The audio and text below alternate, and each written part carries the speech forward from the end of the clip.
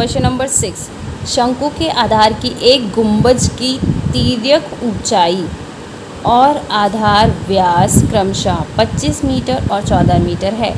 इसकी वक्रपृष्ठ पर 210 रुपये प्रति 100 मीटर स्क्वायर की दर से सफ़ेद कराने का व्यय ज्ञात कीजिए।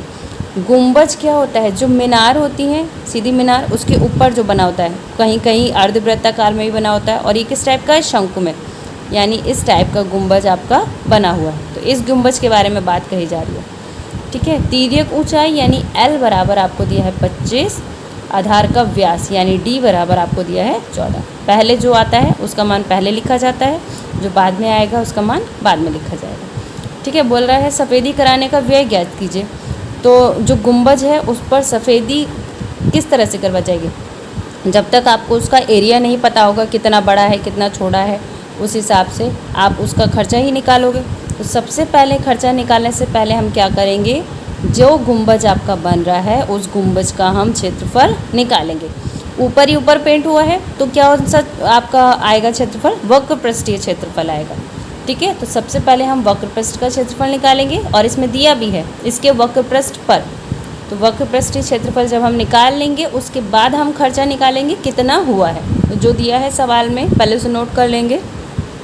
आपको दिया है सवाल में तिर्यक ऊंचाई L बराबर 25 सेंटीमीटर, 25 मीटर है सॉरी, और आपको व्यास यानी D बराबर 14 मीटर दिया हुआ है, ठीक है। वक्रपृष्ठ निकालना है सबसे पहले शंकु का।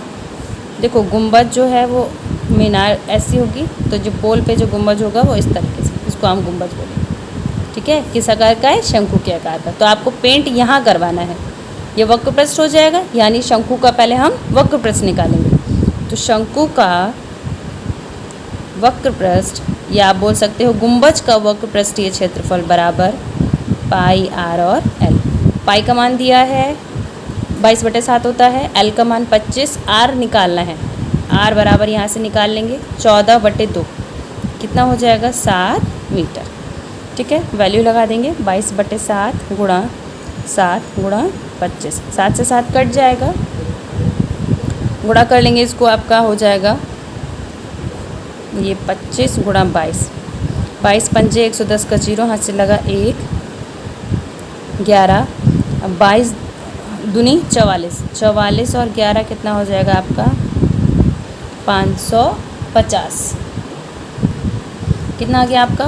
550 मीटर स्क्वायर, यानी जो गुंबज है उसका पूरा एरिया इतना है। अब ध्यान से देखिए, सवाल में दिया हुआ है 210 रुपये प्रति 100 मीटर स्क्वायर की दर से सफ़ेदी कराने का खर्च। रुपये 210 रुपये प्रति 100 मीटर स्क्वायर, यानी जो अब 100 मीटर स्क्वायर का जो एरिया है उसको पेंट होने में जो खर्चा लगेगा वो 210 रुपये होगा। हमें 550 मीटर स्क्वायर का खर्चा निकालना है। तो ये आपका क्या है? एरिया ही तो है, ये भी आपका एरिया है। तो इसको आप चाहो ऐसे लिख लो, आसानी होगी। 100 मीटर स्क्वायर का जो खर्चा आ रहा है वो कितना रुपये आ रहा है? 210 का। 100 मीटर स्क्वायर का व्यय आप ऐसे लिख लो, 100 मीटर स्क्वायर का व्यय बराबर 210 रुपये। अब हमको 100 मीटर स्क्वायर का दिया हुआ है, अब हम क्या करेंगे? पहले इसमें 1 मीटर स्क्वायर का खर्चा निकालेंगे। कितना आएगा? 210/100 रुपये, क्योंकि जब तक हमें 1 मीटर स्क्वायर का खर्चा नहीं पता होगा हम आगे वाला नहीं निकाल सकते। पिछले सारे क्वेश्चन में प्रति मीटर स्क्वायर यानी 1 मीटर स्क्वायर का खर्चा दिया हुआ था, तो हम सीधे सीधे गुणा कर ले रहे थे। यहाँ ऐसा नहीं है, यहाँ एरिया ज़्यादा दे दिया गया। तो जब ज़्यादा एरिया दे दिया गया है तो हम पहले 1 मीटर स्क्वायर का निकालेंगे। यहाँ से 100 इधर जाएगा तो डिवाइड में चला जाएगा, तो 1 मीटर स्क्वायर का जो खर्चा है वो इतना हो गया। कितना? 550 मीटर स्क्वायर का व्यय बराबर कितना हो जाएगा? अब 550 गुणा 210/100, ये करें। 2 जीरो से दोनों जीरो कट जाएंगे, इस बात का ध्यान रखिए। पीछे वाले जीरो से सिर्फ पीछे वाला ज़ीरो ही कटता है, इससे एक ज़ीरो और इससे एक ज़ीरो। कितना बच गया? 55 गुणा 21। अब मल्टीप्लाई कर लेंगे। 55, 21 को हम लिख सकते हैं 20 + 1, तो 2 × 5 = 10 का 0, हाथ से लगा 1, 2 × 5 = 10 और 1 = 11। 55 एकम 55 प्लस कर दो, 5 5 1 1, कितना रुपये आया आपका? 11 रुपये 1155 पूरा जो होगा वो आपका खर्चा होगा। ये इसका आंसर हो गया। 7वां सवाल देखिए, एक जोकर की टोपी एक शंकु के आकार की है जिसके आधार की त्रिज्या 7 सेंटीमीटर और ऊंचाई 24 सेंटीमीटर है। इसी प्रकार की 10 टोपियां बनाने के लिए आवश्यक गत्ते का क्षेत्रफल ज्ञात कीजिए। सवाल में क्या है? एक जोकर है, उसकी टोपी कैसी है? शंकु के आकार की है, जिसका हमको रेडियस यानी r 7 दिया है और h बराबर 24 दिया हुआ है। बोल रहा है इसी प्रकार की 10 टोपियाँ यानी सेम साइज़ की 10 और टोपियाँ बनाने के लिए कितना गत्ता लगेगा। तो 10 टोपियाँ निकालने से पहले हम एक टोपी के लिए पता कर लेंगे कितना गत्ता लगेगा। तो एक टोपी का गत्ता पता करने का मतलब क्या हो गया? एक टोपी का जो वक्रपृष्ठ होगा वो, क्योंकि टोपी क्या होती है? शंकु के आकार की होती है और शंकु का सिर्फ वक्रपृष्ठ ही यूज़ होता है टोपी बनाने में, संपूर्ण पृष्ठ नहीं होता है ना। तो हम क्या निकालेंगे? संपूर्ण पृष्ठ ना निकाल के सिर्फ और सिर्फ वक्रपृष्ठ निकालेंगे। तो एक टोपी में जो गत्ता लगेगा वो निकल आएगा। जो एक टोपी का आपका क्षेत्रफल निकलेगा उसकी सहायता से हम 10 टोपियों के लिए निकाल लेंगे, यानी जो आंसर आएगा उसमें हम कितने से गुणा कर देंगे? 10 से।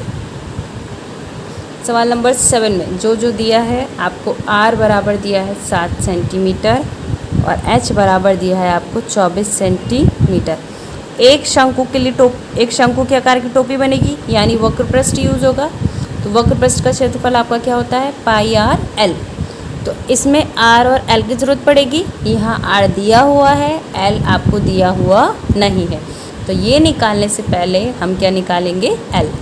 तो l बराबर हो जाएगा आपका √r² प्लस h²। ये हो जाएगा 7² प्लस 24²। 7² कितना होता है? 49 प्लस 24² 576। 576 में 49 जोड़ देंगे, 9 6 15 का 5 हाथ से लगा 1, 7 4 11 12 का 2 हाथ से लगा 1 और ये 6 √625। 625 आपका किसका होता है? 25 का किसका वर्गमूल होगा? 25 का वर्गमूल। 625 का वर्गमूल आपका हो जाएगा 25 और ये सेंटीमीटर में दिया हुआ है तो सेंटीमीटर में आपका मान l बराबर निकल गया। अब लिखेंगे यहाँ एक टोपी के लिए आवश्यक गत्ता, ब्रैकेट में क्या आएगा? शंकु का वक्रपृष्ठीय क्षेत्रफल, यही तो मतलब है। बराबर किसके होता है? पाई r और l के। अब मान लगाएंगे यहीं पर बराबर में। पाई का मान 22/7, r का मान आपका दे रखा है 7 और l का मान है आपका 25। 7 से 7 कट जाएगा, 22 गुणा 25 बचा। 22 को हम लिख सकते हैं 20 प्लस 2 और 25। ये गुणा करने का तरीका है थोड़ा सा शॉर्ट में, आप चाहो तो डायरेक्ट मल्टीप्लाई करके आंसर लिख दो, ठीक है, कोई दिक्कत नहीं है। तो 25 दूनी 50 प्लस 25 दूनी 50, तो कितना आ जाएगा आपका? 0, यहाँ पे भी 0 आएगा। टोटल कितना हो जाएगा? 550। मात्रक सेंटीमीटर है तो सेंटीमीटर स्क्वायर। ये 2 लाइन आप ना चाहो तो मत लिखिए, डायरेक्ट मल्टीप्लाई करके इतना आंसर लिखिए। तो एक टोपी बनाने के लिए आवश्यक गत्ता निकल गया। हमें निकालना है 10 टोपियों के लिए। तो 10 टोपियों के लिए आवश्यक गत्ता बराबर 10 गुणा 550। जब मल्टीप्लाई करेंगे तो 1 की 55 से करेंगे, 55 एकम 55, 2 जीरो बचे हैं तो 2 जीरो साथ में लगा देंगे। सेंटीमीटर स्क्वायर आपका क्या हो जाएगा? आंसर। यानी 10 टोपी के लिए टोटल इतना गत्ता लगेगा। 8वां सवाल है, किसी बस स्टॉप को पुराने गत्ते से बने 50 खोखले शंकुओं द्वारा सड़क से अलग किया हुआ है। प्रत्येक शंकु के आधार का व्यास 40 सेंटीमीटर है और ऊंचाई 1 मीटर है। यदि इन शंकुओं की बाहरी पृष्ठों को पेंट करवाना है और पेंट की दर 12 रुपये प्रति मीटर स्क्वायर है, तो इनको पेंट कराने में कितनी लागत आएगी, यानी कितना खर्चा आएगा। यहाँ आपको पाई का मान ब्रैकेट में दिया हुआ है तो यही लगाना है, पाई का मान 3.14। और आपका जो क्वेश्चन जब आप हल करोगे तब आपका मान ये कहीं ना कहीं आएगा, उसकी जगह आप ये मान लिखोगे। ठीक है, सवाल समझ लेते हैं। एक बस स्टॉप है जिसमें पुराने गत्ते से बने कितने खोखले शंकु हैं? 50 खोखले शंकु हैं। कह रहा है प्रत्येक शंकु यानी हर एक शंकु का व्यास 40 सेंटीमीटर और हर एक शंकु की ऊंचाई 1 मीटर है। सारे शंकु बराबर साइज़ के हो गए। यदि इन शंकुओं की बाहरी पृष्ठों को पेंट करवाना है, बाहरी पृष्ठ पेंट करवाना है शंकु का, तो कौन सा यूज होगा? वक्र पृष्ठ। और पेंट करने की दर 12 रुपये प्रति मीटर स्क्वायर। यहाँ देखो, अभी ऊपर अलग था, यहाँ प्रति मीटर स्क्वायर का मतलब 1 मीटर स्क्वायर क्षेत्रफल पेंट करने में 12 रुपये खर्च होगा। तो यहाँ हम सीधे सीधे मल्टीप्लाई कर सकते हैं क्योंकि एक के लिए मान दिया हुआ है। ठीक है, तो पेंट कराने में कितनी लागत आएगी? तो टोटल कितने शंकु हैं? 50 शंकु हैं। तो टोटल 50 शंकुओं को पेंट कराने में कितना खर्चा आएगा वो निकालना है।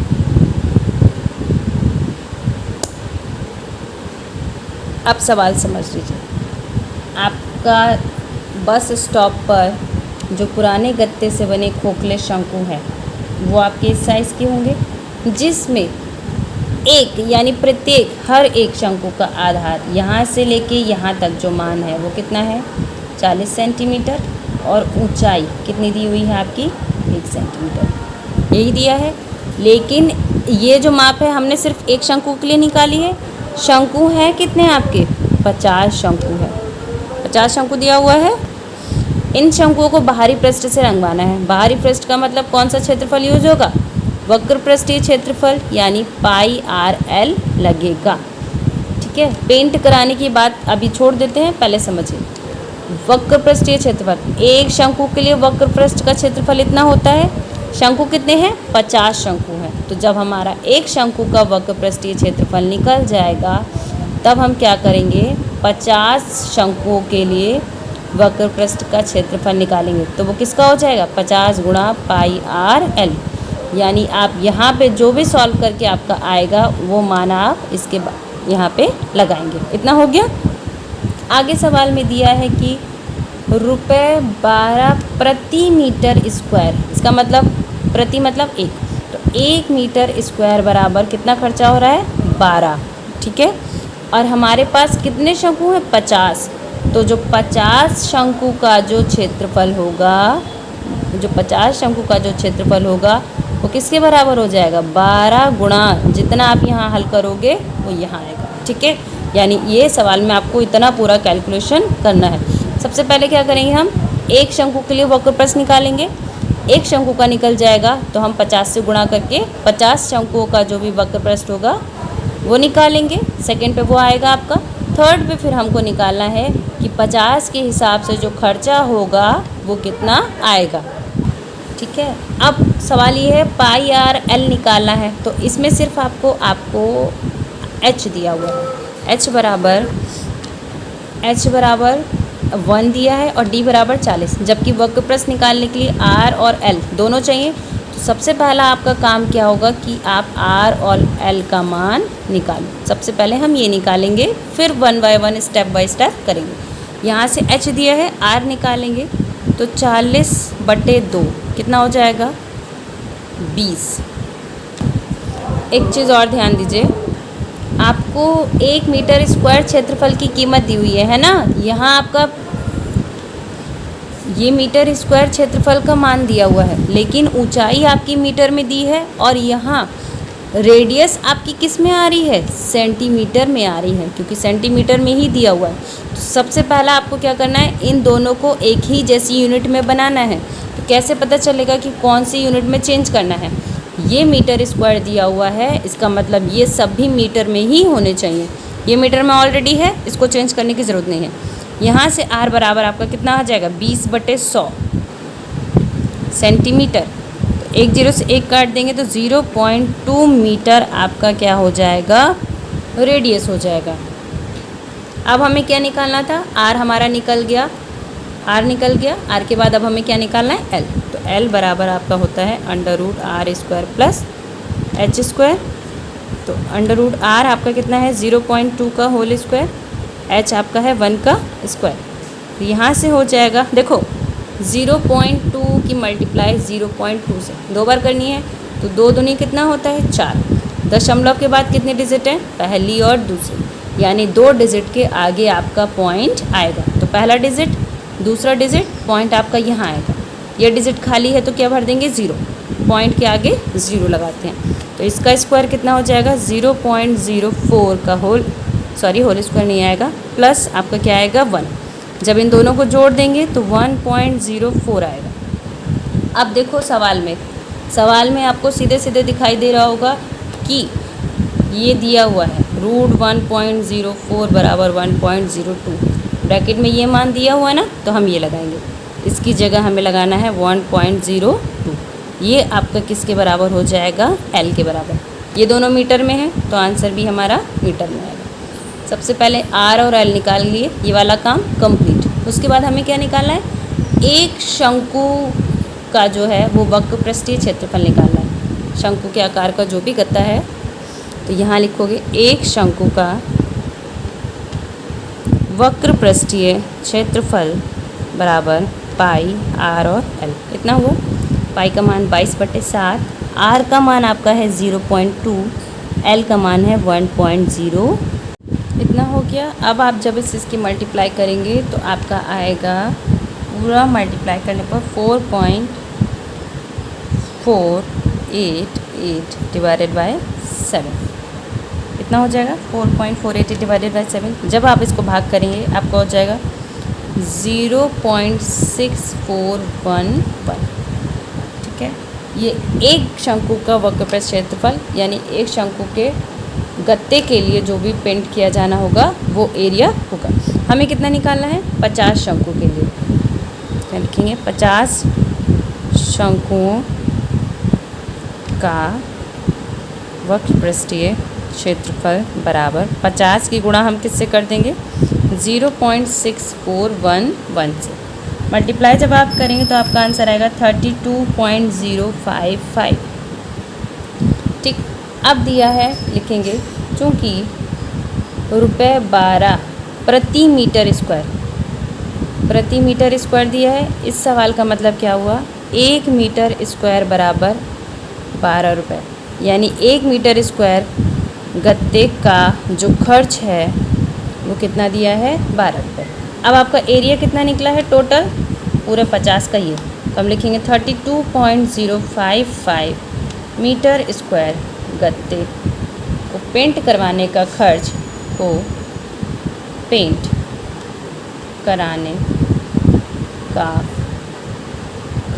बराबर 12 गुणा 32.055।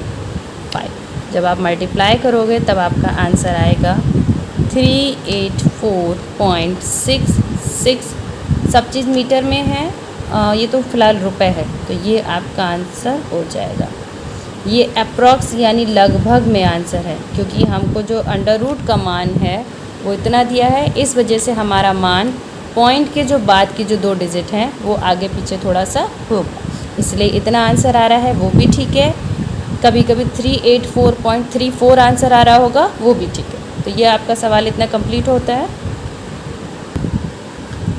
एक्सरसाइज का लास्ट क्वेश्चन, 2 शंकुओं के व्यास समान है, यानी 2 शंकु हैं, दोनों का जो d डायमीटर दिया है बराबर है। यदि उनकी तिर्यक ऊंचाई यानी L जो है, पहले शंकु की तिर्यक ऊंचाई 5 अनुपात में, दूसरे शंकु की तिर्यक ऊंचाई 4 अनुपात में है, तो उनके वक्र पृष्ठ के क्षेत्रफलों का अनुपात ज्ञात कीजिए। वक्र पृष्ठ के क्षेत्रफल दोनों का सेम ही होगा, πr_l और πr_l, लेकिन मान अलग अलग दिए हुए हैं, तो जो कंडीशन दी है पहले उसे लिख लेते हैं। सवाल नंबर 9 में आपको दिया है दोनों शंकुओं के व्यास समान है, यानी पहला शंकु और दूसरा शंकु। पहले शंकु के लिए हम 1 यूज़ कर ले रहे हैं और दूसरे शंकु के लिए 2, तो दोनों के डायमीटर d1 d2 समान है। फिर उनकी दिया है तिर्यक ऊंचाई यानी L1/L2 बराबर दिया है 5/4। यहाँ देखो अनुपात तिर्यक ऊंचाई में यही तो होगा 5:4, इसी तरीके से दिया हुआ है, और अनुपात को हम भाग के रूप में लिखते हैं, तो L1 अनुपात L2 को हम L1/L2 लिख सकते हैं और 5:4 को 5/4 लिख सकते हैं।